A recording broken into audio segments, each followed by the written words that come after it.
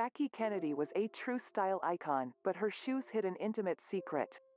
Jackie Kennedy is renowned by some for being the most glamorous First Lady in U.S. history. But her effortless sense of style could also be practical, too, especially when it came to her array of shoes. Here's a look at how the fashion icon used her footwear to hide an intimate secret. Born in Southampton, New York, in 1929 to a socialite mother and stockbroker father, Jacqueline Lee Bouvier graduated from George Washington University with a French literature degree. During her studies she also became something of a socialite herself, and she acquired a junior editorship at Vogue magazine. She was later given a job as a photojournalist at the Washington Times-Herald. In 1952, Jackie announced her engagement to stockbroker John G.W. Husted Jr., but she soon broke it off after reportedly realizing he was too immature and boring. That same year she was formally introduced to John F. Kennedy, then a U.S. representative, at a dinner party.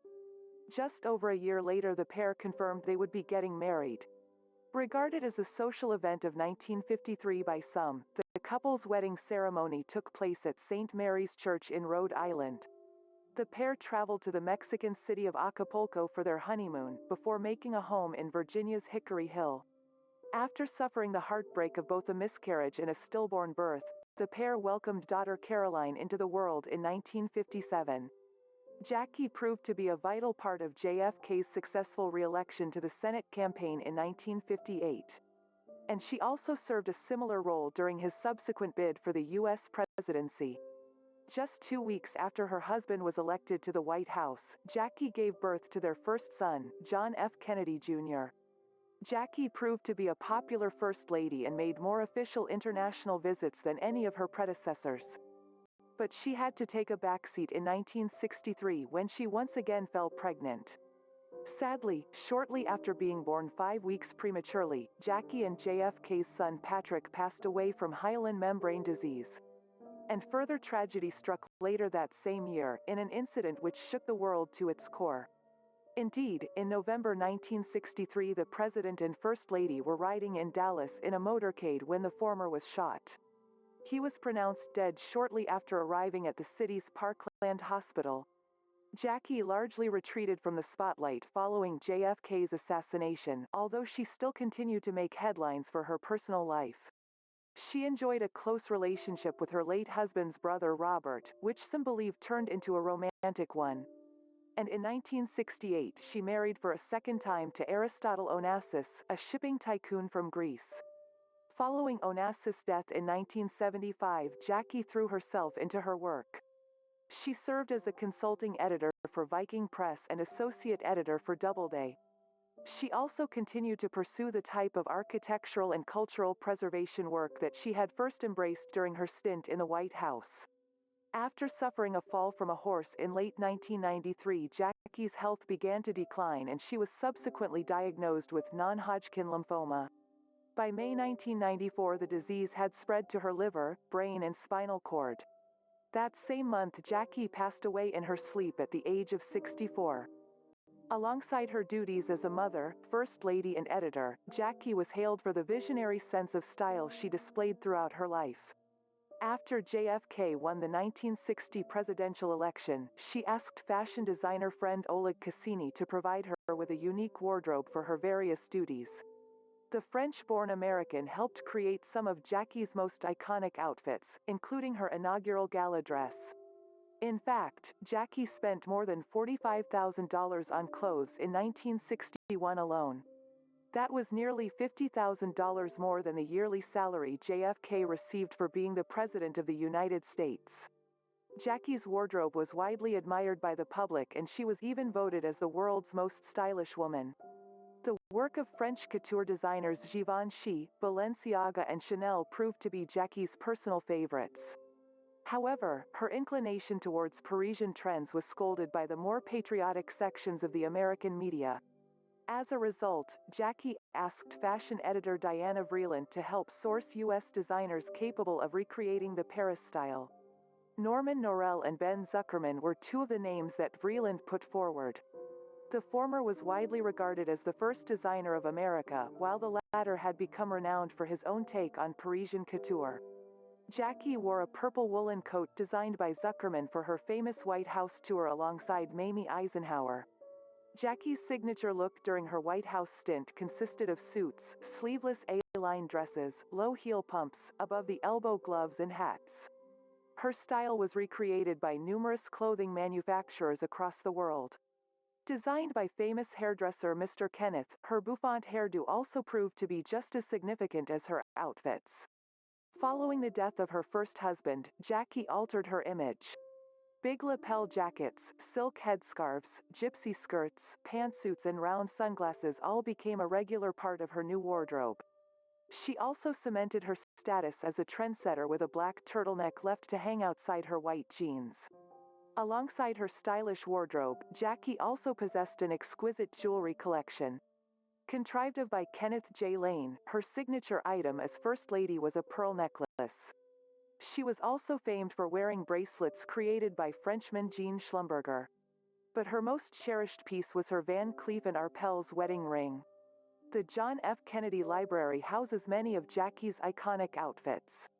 In 2001, New York's Metropolitan Museum of Art showcased several pieces at a special exhibit named Jacqueline Kennedy, The White House Years.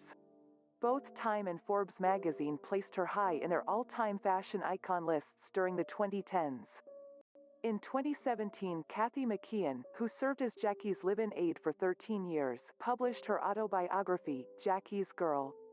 And it was a chapter which discussed her boss's famous wardrobe that made all the headlines. Indeed, it turns out that Jackie's choice of footwear hid a secret. McKeon was tasked with taking care of the First Lady's closet. This related to both clothing items and shoes from glamorous retailers such as Saks Fifth Avenue and Bergdorf Goodman. And McKeon was left in awe of both its contents and the way it was organized. It was extremely easy to find anything in it, McKeon said in a 2017 interview with Fox News. Everything matched. A pair of pants would always be accompanied with the right blouse, and her shoes were always lined up. Nice and shiny. McKeon also discussed Jackie's closet in her memoir. She wrote, "The bedroom walk-in closet was jam-packed with Madame's everyday clothing, all arranged according to color. I had never seen such a dazzling selection of shoes. London look boots, pumps in every color, spotless sneakers for morning jogs around the reservoir." But McKeon also spotted one unusual thing about this dazzling selection of footwear. A single heel from every pair of her shoes had been raised by 1/4 of an inch. The First Lady, widely regarded to be flawless, actually did have a minor imperfection when it came to her legs. Indeed, the altered heels were designed to disguise the fact that Jackie had one leg just a little shorter than the other. No one would have ever guessed, McKeon claimed in her memoir. It was a tactic which some reports suggest may have been inspired by her own first husband. Indeed, 2 years after his 1955 wedding to Jackie, JFK was treated for his severe back pain by Dr. Janet Travell. The doctor found out that the future president's left leg wasn't the same size as his right. And so as a result, a minor heel lift was affixed to all of JFK's left-footed shoes. It's not known whether Travell, who became JFK's personal physician, was also responsible for discovering and treating Jackie's similar problem. But he may well have influenced her to adopt the same method. Not that she particularly needed to disguise it, the disparity was no bigger than a bit of rice. This heel altering was just another example of Jackie's quest for perfectionism. The former First Lady had developed a reputation for her consideration of the smallest features while renovating the White House. She was also a scrupulous editor, most notably with the script for the renovation tour, which was watched by 80 million people on Valentine's Day 1962. Jackie's perfectionist streak was also noticeable in a series of letters that were auctioned off in 2013. These letters were sent to her Bergdorf Goodman personal shopper, Marita O'Connor. In them, the First Lady provides catalog pages, sketches and pieces of fabric to show exactly the kind of items she was looking for. Jackie's very particular requirements and high standards are also evident in another letter. In it, she writes, "Please order me a pair of alligator shoes, size 10A, medium heel, slender, pointed toe but not exaggerated, tricky vamp business. I like elegant and timeless. I must have these for inauguration day, so you'll have to rush. As well as knowing what she did like, Jackie also knew what she didn't. In another letter, she complains about a particular shoe featuring a vamp she wasn't too keen on. She wrote, "Tell Mario I want them in the same model as my black Fail evening pumps and impress on that rather disorganized Italian that they simply must be ready in time." Appraiser Dan Meter told WWD, "You have to think her husband had just been made president-elect after this whole dramatic campaign. She was about to have a baby and this was what she was worrying about, her fashions. It's pretty incredible." But in an interview with People magazine, McKeon was keen to point out that Jackie's sense of style was far from her most notable quality. She said, "Jackie was more than this glamorous figure. She made me feel like part of the family." McKeon also discussed how close she became with Jackie over the years. The assistant first moved from her native Ireland to the United States at the age of just 19. And shortly after her arrival, she landed her long-running job with the former First Lady. It didn't take long for McKeon to become immersed in this role. In her memoir she writes, "I couldn't know, mere days into my new job, how thoroughly I would be swept up into this most royal of American families. How their everyday life would also become mine, my heart lifted by the powerful love they shared, and shattered by the unimaginable tragedies they endured." Indeed, Jackie and her two children, John Jr. and Caroline, all attended McKeon's wedding. And the First Lady continued to keep in touch with her assistant once she retired to look after her kids. In fact, she often invited McKeon and her family to her Hyannisport home in Massachusetts for the summer. McKeon told Fox News, "My best friend lived in the Cape Cod, and whenever I would visit, Madam was always happy to see me. She would always invite me for lunch and dinner, and she would also invite me to her private beach.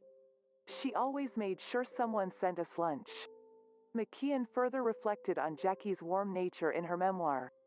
She writes, "She was very shy and scared of crowds, but she had a personality that really shined when you got to know her and she opened up to you.